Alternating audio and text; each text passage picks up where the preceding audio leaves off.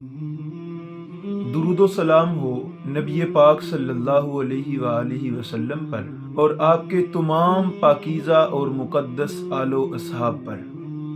السلام علیکم۔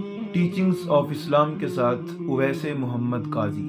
جامع ترمذی شریف کی حدیث پاک ہے، حضرت ابو درداء رضی اللہ تعالیٰ عنہ آپ بیان فرماتے ہیں، نبی پاک صلی اللہ علیہ وآلہ وسلم نے فرمایا، الا اخبرکم بافضل من درجۃ الصیام والصلاۃ والصدقہ، کیا میں تمہیں ایسی چیز کے بارے میں نہ بتاؤں جو چیز درجے کے اعتبار سے نماز سے بھی زیادہ افضل ہے، روزہ سے بھی زیادہ افضل ہے اور صدقہ کرنے سے بھی زیادہ افضل ہے؟ حضرت ابو درداء عرض کرنے لگے، یا رسول اللہ ضرور بتائیے۔ نبی پاک صلی اللہ علیہ وآلہ وسلم نے ارشاد فرمایا کہ وہ عمل جس کا درجہ نماز، روزہ اور صدقہ سے بھی زیادہ ہے، وہ ہے باہمی معاملات کے اندر اصلاح کرنا، منفی رویے کی بجائے مثبت کردار ادا کرنا۔ نبی پاک نے فرمایا، فَإِنَّ فَسَادَ ذَاتِ الْبَيْنِ هِيَ الْحَالِقَةُ او کما قال، کہ یہ جو باہمی معاملات کے اندر بگاڑ ہوتا ہے نا، فتنہ ہوتا ہے، فساد ہوتا ہے، یہی وہ چیز ہوتی ہے جس کی وجہ سے انسان نیکی کرنے سے محروم رہ جاتا ہے۔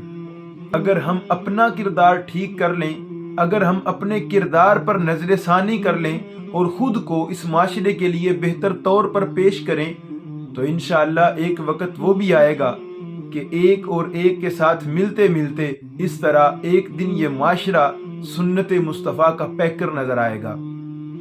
لیکن اگر میں اپنے بھائی کی کمر کے پیچھے اس کی غیبت کروں، میرے غائب ہونے کی صورت میں وہ میری غیبت کرے اور اپنی جگہ پہ دونوں ٹھیک ہوں، تو یہاں پہ بجائے اصلاح کے فساد پیدا ہوگا جو معاشرے کے لیے بالکل بھی بہتر نہیں ہے۔ شکوائے ظلمت شب سے تو کہیں بہتر تھا، اپنے حصے کی کوئی شمع جلاتے جاتے۔ تو بات صرف اتنی سی ہے کہ ہم اگر اپنے کردار پر نظر کریں کہ کسی بھی معاملے کے اندر ہم کس جگہ پہ کھڑے ہوتے ہیں، تو یقیناً اس کے ساتھ معاملات بہتر ہو سکتے ہیں۔ اللہ تعالی ہم سب کا حامی و ناصر ہو۔